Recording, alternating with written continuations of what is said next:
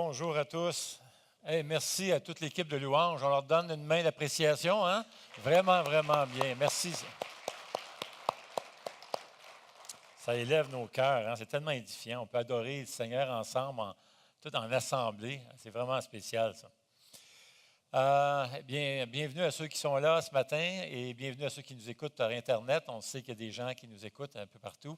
On veut les saluer. Avez-vous commencé vos achats de Noël? Non? Oh! Oui. Aïe, aïe, aïe, hein, c'est le temps de l'année, là, on se prépare hein, pour le temps des fêtes, puis on achète les cadeaux de Noël et puis tout ça.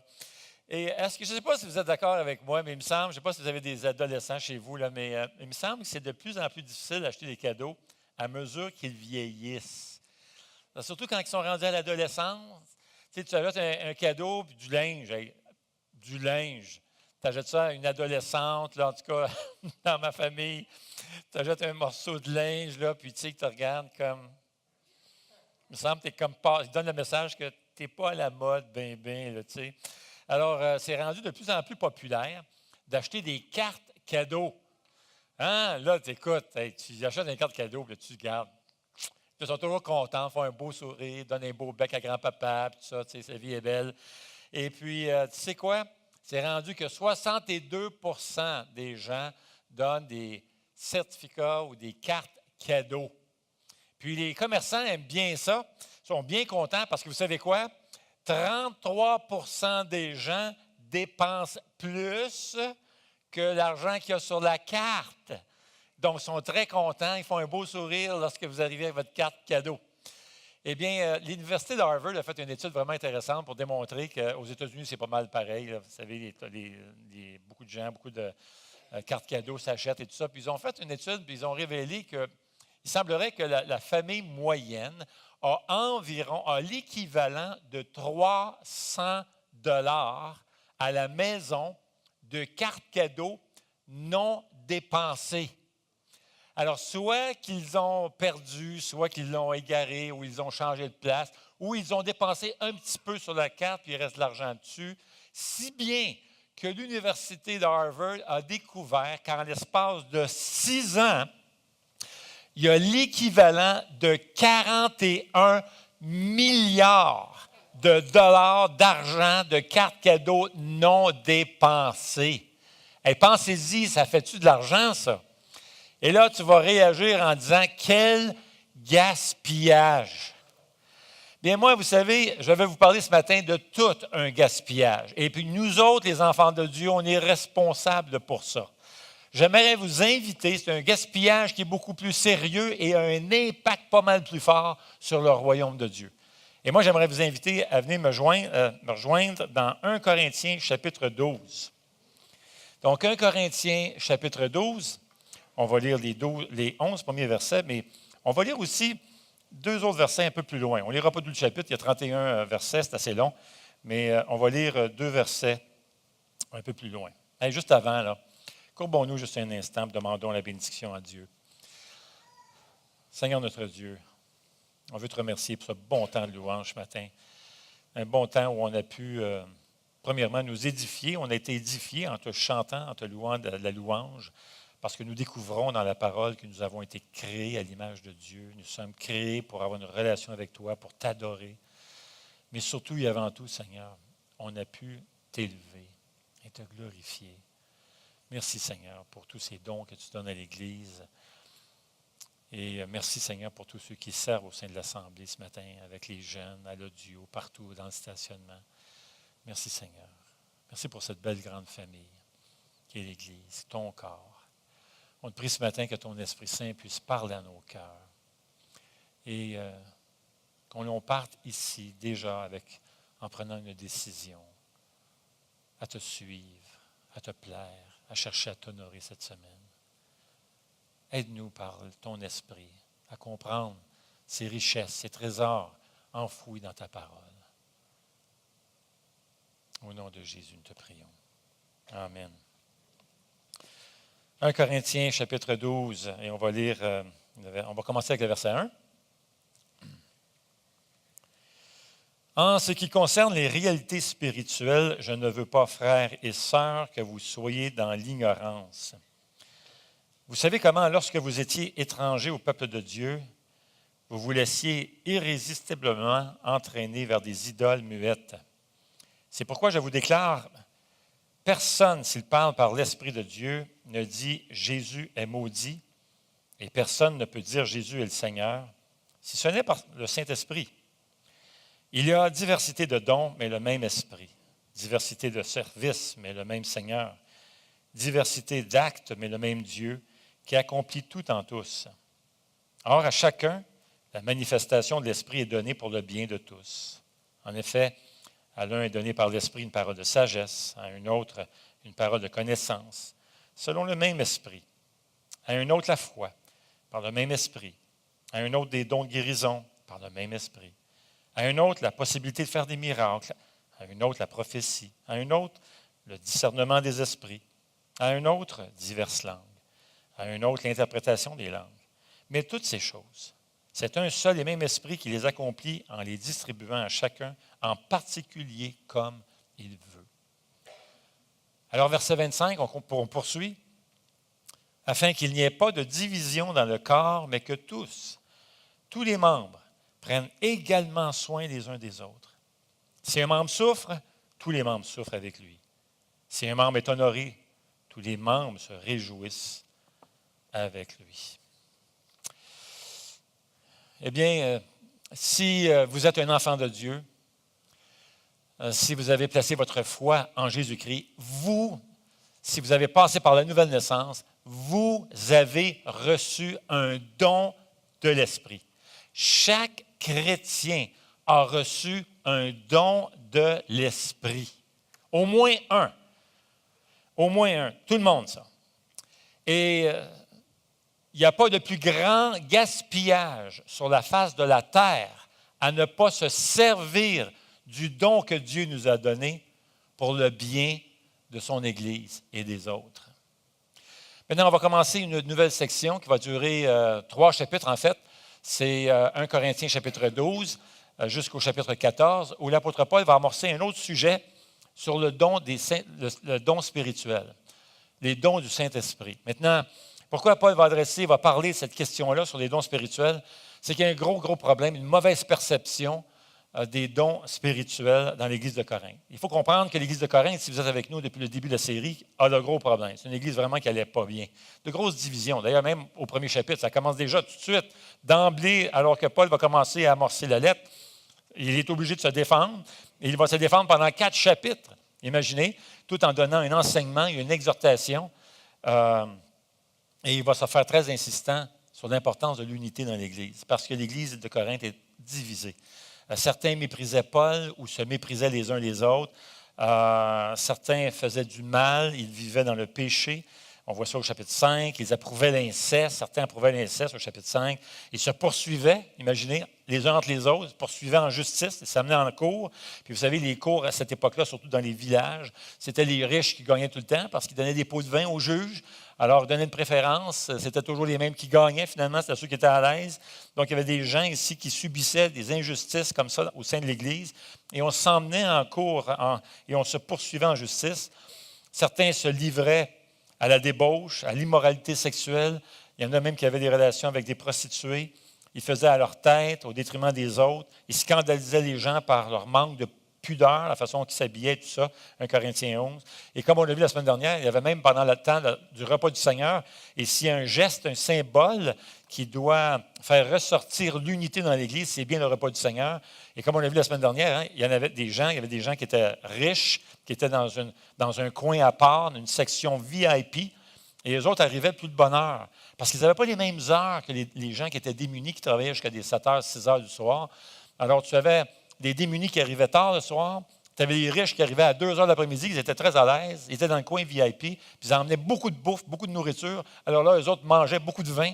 Alors finalement, ils arrivaient le soir, quand c'était le temps de partager le repas ensemble et avoir la Sainte-Sainte, les gars étaient pactés. Tu avais des gens qui étaient ivres.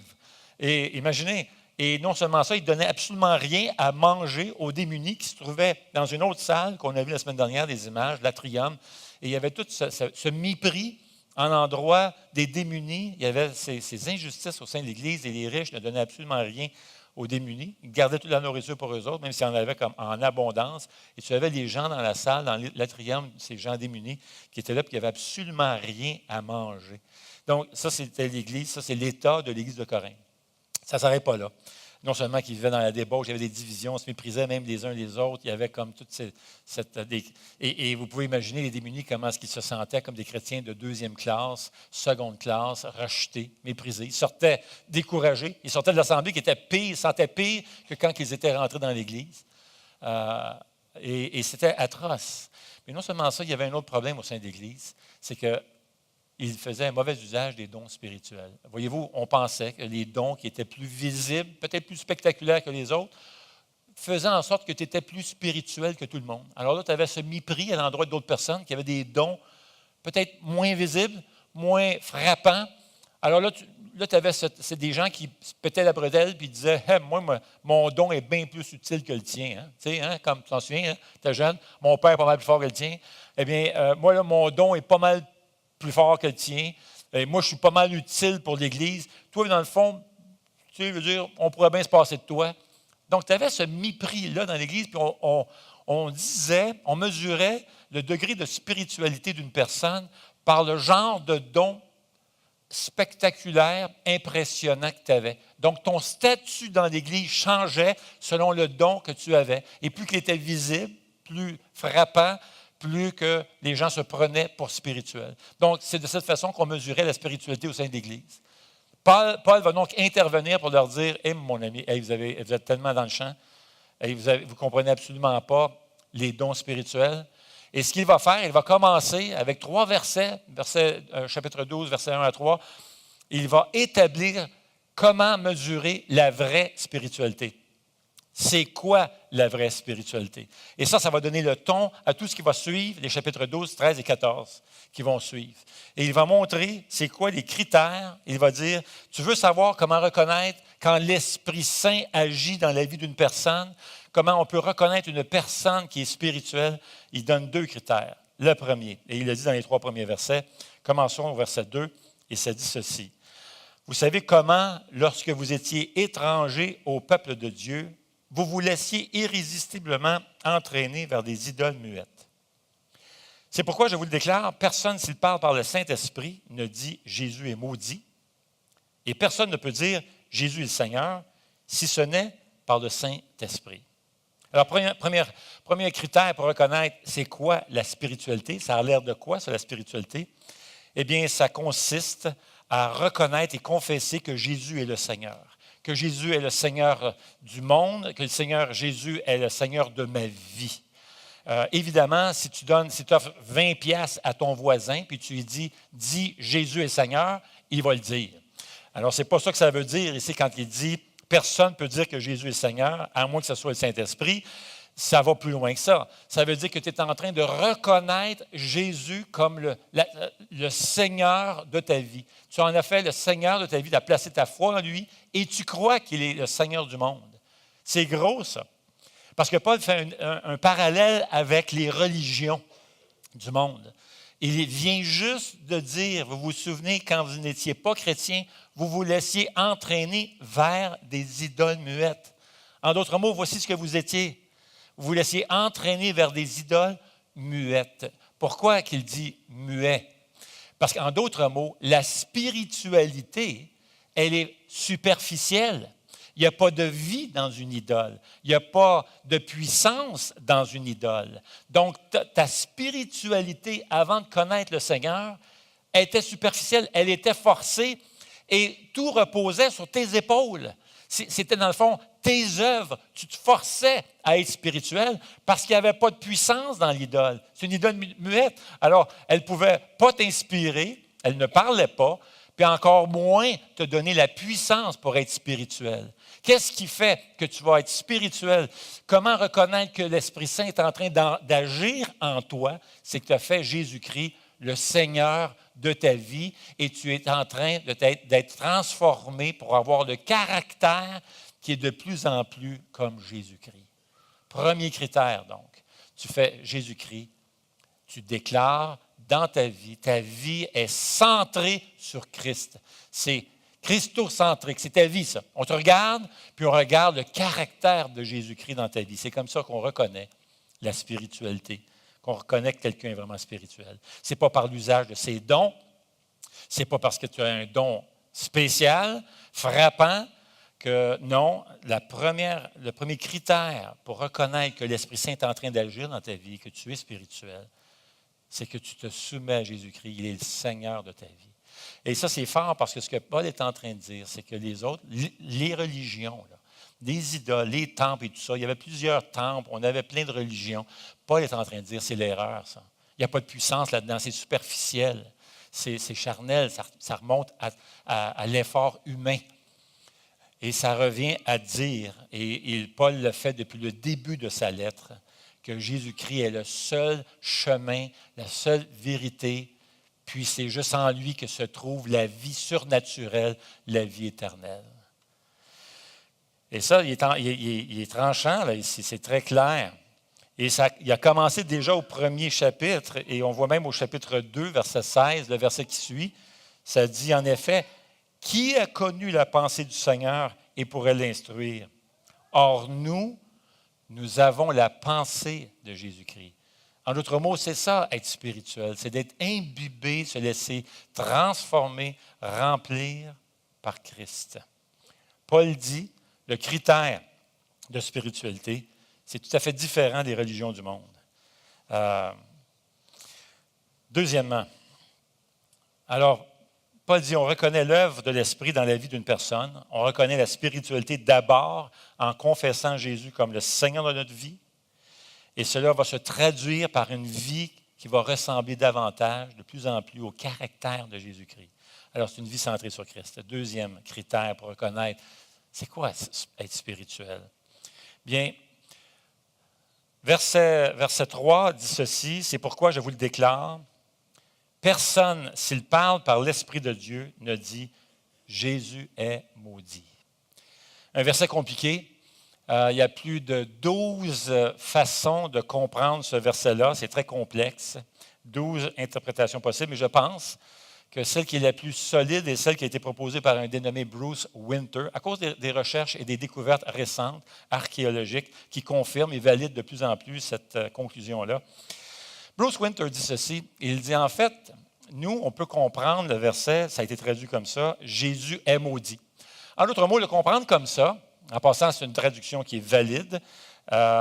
Et ce que ça serait dire, ce que ça laisserait entendre, c'est qu'il n'y a pas personne rempli de l'Esprit qui va être spirituel, qui va maudire Jésus.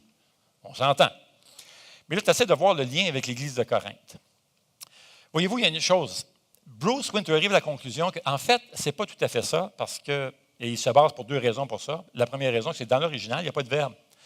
Et c'est correct de le traduire quand même « est », le verbe « être » ici, parce que des fois, nous-mêmes en français, on éclipse le verbe. Mais littéralement, ce que ça dit, c'est « Jésus maudit ». D'accord? Jésus maudit. Alors, Jésus condamne. Il y a 2 façons de le voir. Un, bien, c'est que Jésus est maudit, alors c'est Jésus qui reçoit la condamnation et la malédiction, ou c'est Jésus qui maudit. D'accord? Et c'est exactement ce qui se passait à l'Église de Corinthe. Alors, regardez bien.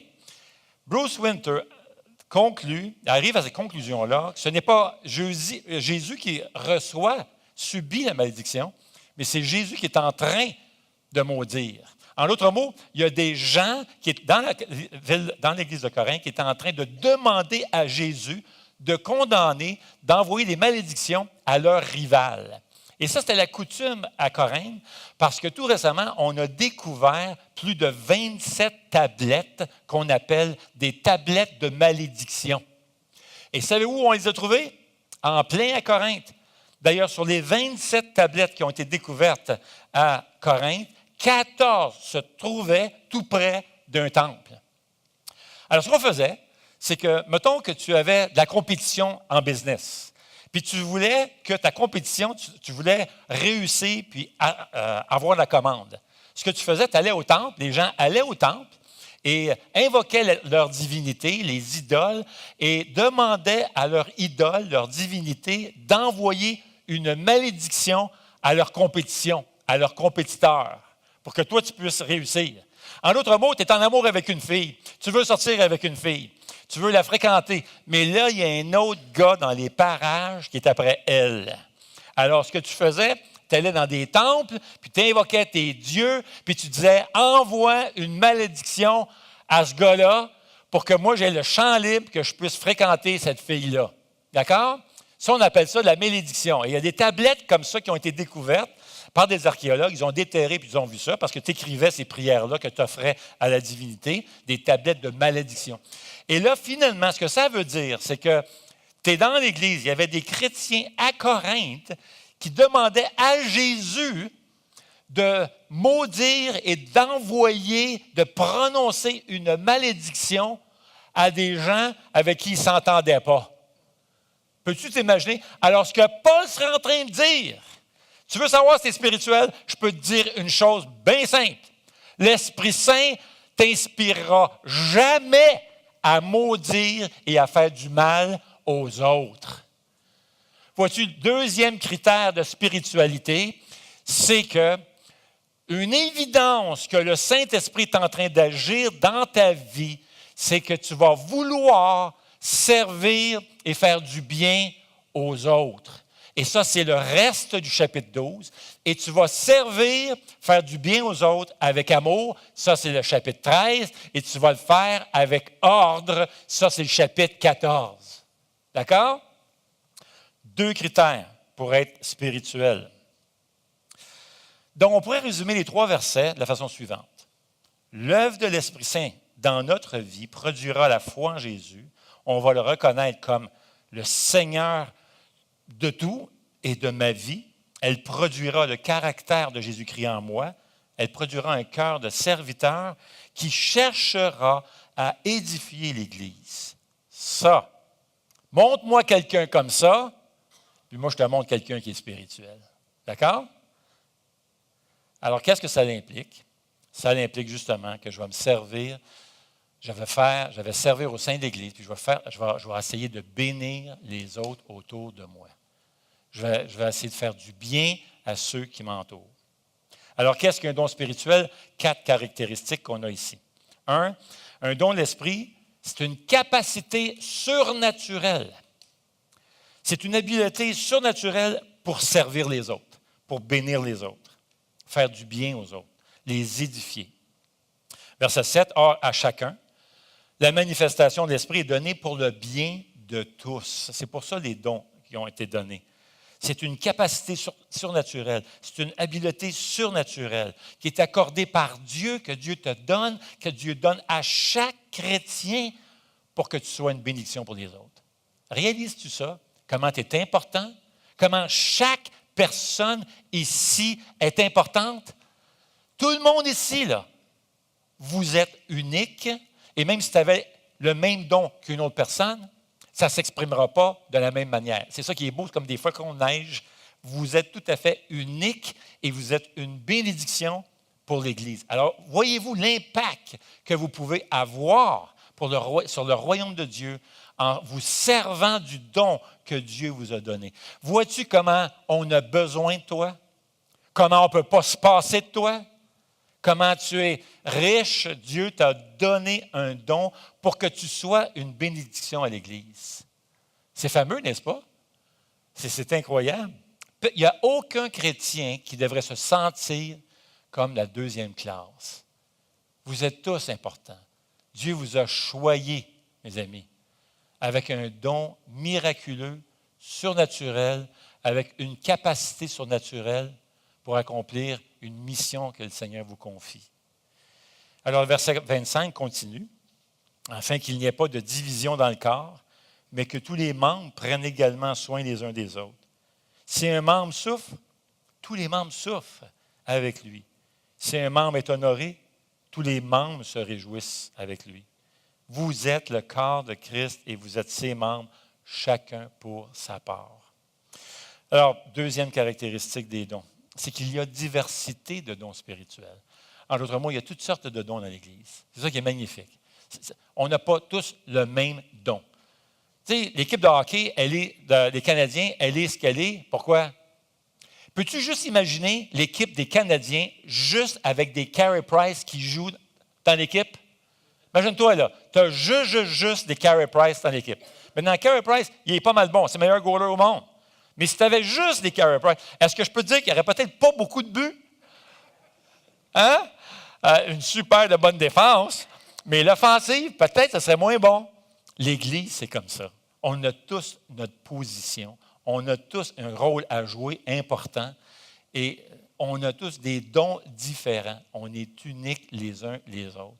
Et Dieu veut que tu te serves de ton don pour bénir l'Assemblée, bénir ton entourage, ta famille, ta communauté, ton travail. Verset 12 dit, « Le corps forme un tout, mais a pourtant plusieurs organes.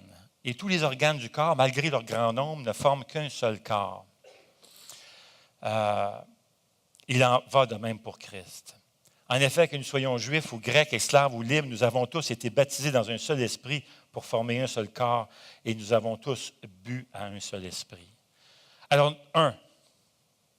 le don de l'esprit, c'est une habileté, une capacité surnaturelle. 2, il y a une diversité de dons spirituels. 3, chaque chrétien en a reçu au moins un.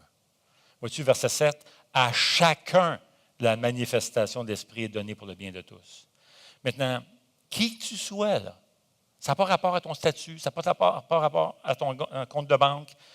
Dieu t'a fait un don si tu es un enfant de Dieu. Quand on devient un chrétien, on reçoit un don spirituel. Et là, le Saint-Esprit, lorsque tu es rempli de l'Esprit, le Saint-Esprit va commencer à se servir de toi, à commencer à travailler dans ta vie et à travers toi et accomplir une œuvre surnaturelle et avoir un impact sur les autres. Quatrièmement, les dons viennent, ça vient du Saint-Esprit. Verset 8, en effet, à l'un est donné par l'Esprit, parole de sagesse, à un autre, parole de connaissance, selon le même Esprit. Dieu donne différents dons à différentes personnes pour le bien commun. Alors, différents dons, différentes personnes, bien commun.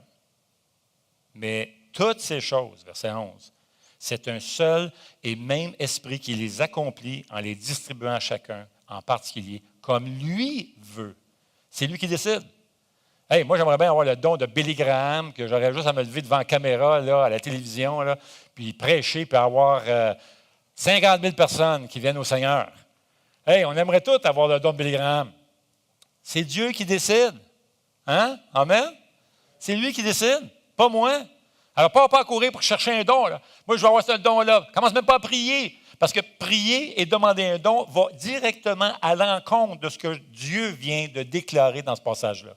Dieu vient de te dire que c'est l'Esprit Saint qui choisit à qui il donne les dons. Alors, verset 13 dit, en effet, que nous soyons juifs, grecs, esclaves, gênés, timides, extrovertis, introvertis, qui que tu sois, on a tous été baptisés dans un seul esprit. Si tu es un enfant de Dieu, si tu as passé par la nouvelle naissance, tu es baptisé dans un seul esprit pour former un seul corps. Tous les chrétiens nés de nouveau, ont été baptisés du Saint-Esprit. Maintenant, certains confondent le vocabulaire ici avec la plénitude du Saint-Esprit. On ne parle pas de la même chose. La plénitude du Saint-Esprit, c'est une expérience que tu vas faire, tu vas vivre à tous les jours. Tous les jours, tu veux, en priant, en te collant au Seigneur, en confessant tes fautes, en lisant la parole de Dieu, tu veux être rempli de l'Esprit et continuer à être rempli de l'Esprit. Et ça, c'est toute ta vie chrétienne. Mais le baptême du Saint-Esprit n'arrive qu'une seule fois au moment de ta conversion. Et on le voit bien ici, qu'est-ce que ça dit? Nous sommes baptisés dans un seul esprit pour former un corps, pour former une famille. C'est l'Église. C'est l'acte par lequel le Saint-Esprit prend un nouveau croyant et en fait un membre de sa famille, du corps de Christ, qui est l'Église. Ça, c'est le baptême du Saint-Esprit. Certaines personnes vont dire, « Ouais, mais le baptême du Saint-Esprit, c'est la puissance. » Laisse-moi te prouver très simplement que ce n'est pas la puissance. C'est pourquoi? Regarde l'Église de Corinthe. C'est l'Église la moins puissante, la plus charnelle, la plus difficile, la plus divisée, que Paul ait jamais écrit. Alors, ça n'a pas rapport à ça. Ça a rapport à, là, on confond le terme, les expressions avec la plénitude du Saint-Esprit. Je comprends.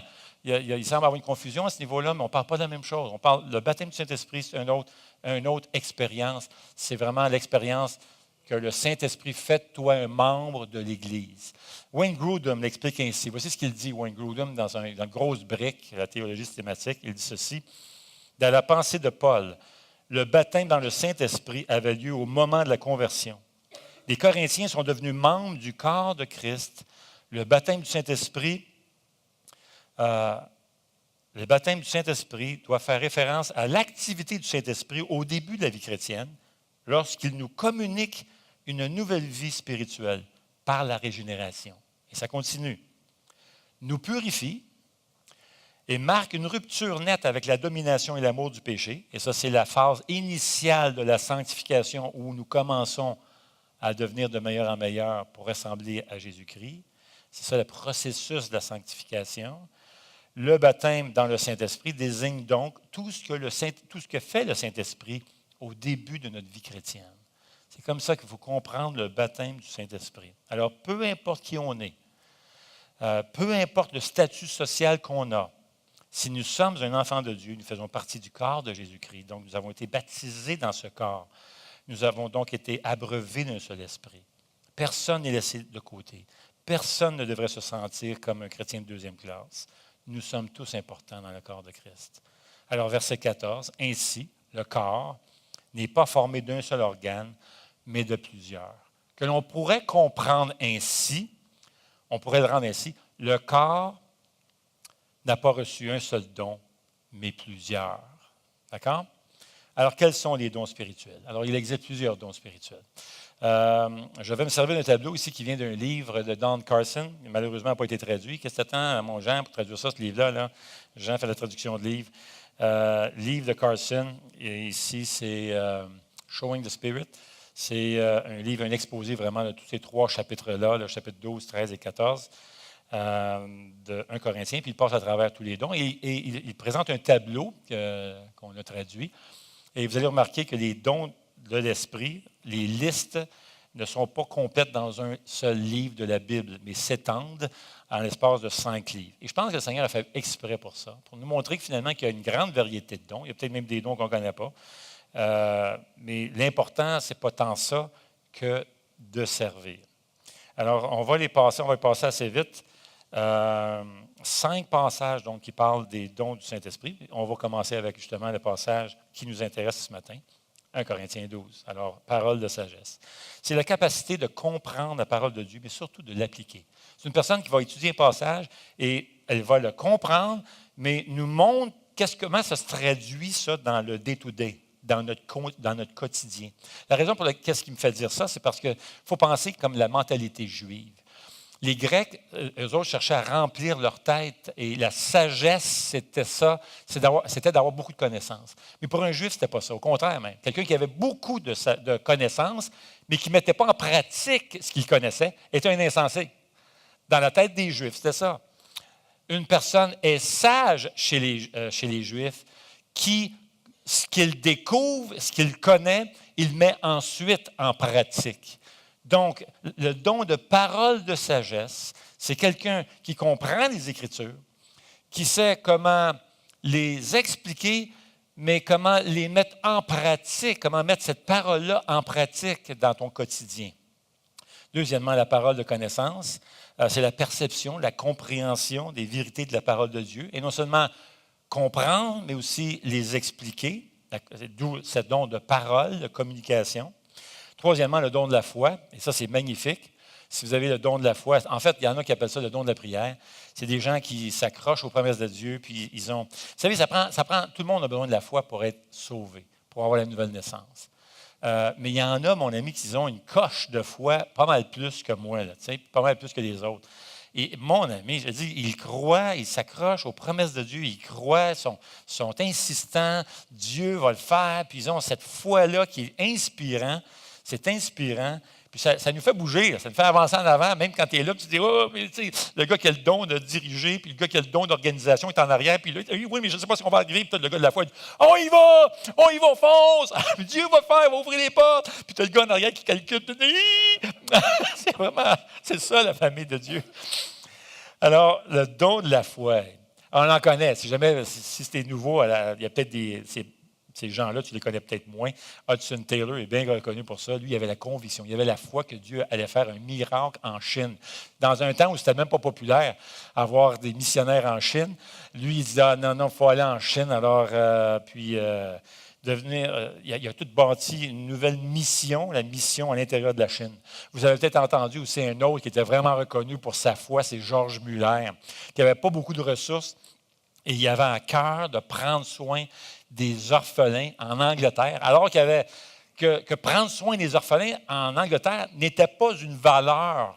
Vraiment, les gens, la société, le gouvernement, tout ça, ce n'était pas quelque chose on ne favorisait pas vraiment le maintien, le soutien des orphelins à ce moment-là.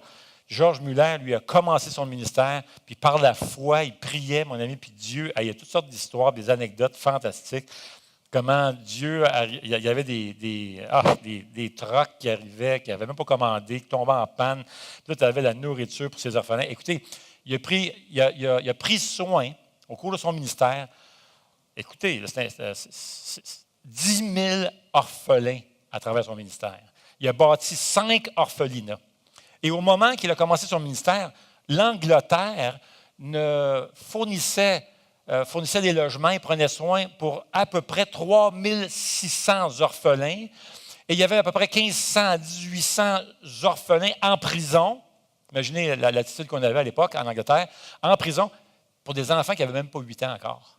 En bas de 8 ans. Ça, c'était la mentalité de l'époque. Mais Georges Muller, lui, a retroussé ses membres. Il n'y en a pas question, on va prendre soin des orphelins. Si bien qu'à travers son ministère, lorsqu'il a, quelques années après avoir commencé son ministère de prendre soin des orphelins, l'Angleterre a commencé à prendre soin de 100 000 orphelins. Et ça, c'est à cause du ministère, de la foi de Georges Muller. Il y a eu un impact, pas juste dans son Église, là, un impact. Son don de foi, sa compassion pour les orphelins a eu un impact sur toute l'Angleterre. C'est fantastique. Et gloire à Dieu, si vous avez le don de foi, mon ami, priez pour un réveil, que Dieu fasse un réveil ici dans toute la région. Quel don? Don de guérison, alors les capacités miraculeuses de guérir des malades, des infirmités. Don de miracle, une intervention surnaturelle de Dieu dans les choses naturelles de ce monde. Puis ça s'explique juste par une intervention divine. La prophétie, c'est un don de capacité de pouvoir prêcher ou proclamer. Littéralement, ça veut dire même proclamer. Vous savez, quand on pense à prophétie, on pense tout de suite, il y a des gens qui disent « Ouais, mais ça, c'est quelqu'un qui avait l'habileté de pouvoir prédire l'avenir. » Mais vous serez surpris de découvrir peut-être que dans l'Ancien Testament, le rôle du prophète consistait, il y avait juste 10 % de son rôle qui était de prédire l'avenir. La plupart du temps, 90 % de son ministère, c'est de prêcher, proclamer. Et c'est ce qu'on voit au chapitre 14 d'un Corinthien. On va arriver là dans quelques semaines. Proclamer la parole de Dieu. Le discernement des esprits, et ça, c'est un don important pour la protection de l'Église. Vous savez, dans ce temps-là, l'Église grandissait tellement, il y avait tellement de nouvelles églises qui naissaient, qui manquaient d'ouvriers, manquaient de leaders. Donc, tu avais des prédicateurs, des gens qui se promenaient d'église en église, et certains prétendaient être de vrais prophètes, puis ils semaient l'erreur dans les églises. D'ailleurs, on sait que Satan est appelé dans la Bible le père du mensonge, et il aimerait ça mettre toute la bisbille puis diviser l'Église avec l'erreur. Mais nous lisons dans 1 Jean 4:1 ce qui suit. Ça dit, bien-aimés, ne vous fiez pas à tout esprit qui vienne à votre Église, qui commence à prêcher, tout ça. Il y a tous ces itinérants qui venaient. Eux autres voulaient avoir un lunch gratuit, voulaient avoir une maison et tout ça. Et là, il y avait plusieurs de ces itinérants-là qui se promenaient, puis qui semaient l'erreur. Alors là, Jean sent le besoin de dire, écoutez, faites attention, là. Ne vous fiez pas à tout esprit, mais mettez les esprits à l'épreuve pour savoir s'ils sont de Dieu, car plusieurs prétendus prophètes sont venus dans le monde. Le don des langues, alors ça, c'est un don miraculeux de commencer à pouvoir parler en italien alors que tu n'as jamais appris l'italien. Imagine-toi, moi, je rentre dans un centre d'achat, je rencontre un Italien, il commence à parler en italien, je ne le connais pas. Et là, tout d'un coup, j'ai un miracle. Moi, là, je commence à lui parler en italien, puis je commence à lui prêcher l'Évangile en italien. Le gars est touché, puis il se convertit au Seigneur. C'est ça le don des langues, diverses langues. C'est un don miraculeux de pouvoir parler dans une langue que je ne connaissais pas, que je ne connais pas. Et on a vu ça dans l'acte 2, des gens qui commencent, puis les gens comprenaient dans leur dialecte. Le don des langues. Le don d'interpréter des langues. Alors, non seulement, moi, je ne connais pas la langue, l'italien, mais je sais que tout d'un coup, quelqu'un commence à parler en italien, je peux interpréter ce qu'il dit. Alors, on ne parle pas de traducteur ici. On ne parle pas de quelqu'un qui allait suivre 3 ans à l'université pour devenir traducteur. On parle d'un miracle ici. Tout d'un coup, la personne peut interpréter l'italien sans même l'avoir appris. Le don d'assistance, alors secourir, magnifique don. C'est un don de service, d'entraide. C'est l'idée de soutenir les autres. C'est comme la personne a tellement à cœur les autres, elle prend comme le fardeau sur ses épaules des autres. Ça revient un peu à Galate, hein, porter les fardeaux les uns les autres. On voit le même don employé dans Acte 20, le même mot, où il est question de soutenir les faibles. Le don de gouvernance, c'est le don de diriger. Le mot signifie littéralement piloter un navire. Donc, c'est le don de pouvoir garder le cap dans la bonne direction. C'est cette capacité de prendre des sages décisions, d'enrôler, motiver, diriger les autres pour atteindre un objectif. Le don d'enseignement, c'est le don de pouvoir interpréter, clarifier, analyser, expliquer la parole de Dieu. D'autres dons se trouvent dans la lettre aux Romains, don d'exhortation. Le mot signifie littéralement appeler quelqu'un à son côté. Le mot est employé, Jésus fait référence à, il s'appelle même le consolateur, c'est la même idée. Il va appeler le Saint-Esprit qui s'en vient, le consolateur. Le mot fait référence à la personne qui encourage, conseille, avertit, affermit et console aux besoins. Le don de libéralité, c'est le don qui parle de générosité. Le don de présidence, c'est l'idée de leadership. Il n'y a rien de plus agréable de se faire diriger par une personne qui est remplie de l'esprit, qui a un cœur humble, qui est un serviteur. Mon ami, tu veux suivre ce gars-là ou cette femme-là? C'est une bénédiction. Et le même mot est employé pour dans la famille, dans le terme guider. Le don de miséricorde, ah, mon ami, quel beau don. Ça, c'est la sensibilité, c'est la compassion envers ceux qui souffrent. Ça, mes chers amis, c'est la trousse spirituelle de premier soin de l'Église. Dieu a donné le don de miséricorde comme trousse spirituelle de premier soin pour prendre soin les uns des autres, pour ceux qui souffrent dans l'Église. Il n'y a rien de plus beau que quand tu souffres, il y a quelqu'un qui vient te voir, te visite, s'assoit à côté de toi, prend la main, prie pour toi, elle t'encourage, elle essaie de comprendre ce que tu vis. Tu vois comment elle a de la compassion envers toi. Et ça, c'est une bénédiction. Éphésiens 4, là, c'est des dons de personnes. Ça parle d'apôtres, prophètes, évangélistes, pasteurs, docteurs. Et 1 Pierre 4 aussi. Pierre va ajouter un don de service. Il y a des gens qui ont... C'est incroyable comment ils sont généreux avec leur temps, avec leur talent. Ils vont servir, aider. Alors, un don de service. Et 1 Pierre, j'aimerais terminer sur 1 Pierre 4:10 qui dit ceci. Je pense qu'il termine bien le message. Il dit, comme de bons intendants des diverses grâces de Dieu, mettez chacun au service des autres le don que vous avez reçu. D'accord? Mettez au service des autres le don que vous avez reçu. En d'autres mots, utilisez votre don. Privez pas l'Église de ton don, de votre don. Cachez pas votre don. Soyez généreux avec votre don. Bénissez-nous avec votre don. Vous avez un beau don que Dieu vous a donné. C'est une capacité surnaturelle. Nous, on n'est pas capable de faire ce que vous allez faire ou ce que vous pouvez faire parce que vous êtes unique devant Dieu. Alors là, tu viens me voir, tu me dis, oui, normalement, j'aimerais ça, mais je ne sais pas par où commencer. Je fais quoi? Ça a l'air de quoi? Puis moi, j'aimerais vous donner juste quelques conseils très vite, très simples, que tu peux même appliquer ce matin avant de partir. Très vite, ça ne sera pas long. OK? Pas compliqué. Alors oui, il y a des tests. Il y a des tests, tu peux aller au kiosque à la fin, il y a des tests pour ça, pour essayer un peu d'aiguillonner ton don. Là, ça pose des questions, est-ce que tu aimes ceci, etc. Puis tranquillement, tu essaies de valider un peu tes dons. Il y a des tests pour ça, mais laisse-moi te donner juste trois conseils bien vite. D'accord? Vraiment pas compliqué. Que tu peux mettre en pratique tout de suite avant même de quitter l'Église. 1, d'accord? Fais quelque chose. D'accord? Moi, je sais comment tu penses. Parce que tu es probablement comme moi. Nous autres, comment on est, là, c'est, en tout cas, moi, là, je veux être certain, avant d'embarquer dans quelque chose, je veux être certain que je vais réussir. N'est-ce pas? Es-tu comme moi? Tu ne veux surtout pas échouer puis te planter. Tu veux être certain que tu vas avoir du succès dans ce que tu vas faire. D'accord? Laisse-moi dire une chose. Casse-toi pas la tête avec ça. Fonce. Vas-y, fonce. Trompe-toi avec assurance. Vas-y, mon ami. Fonce. Parce que tu sais quoi?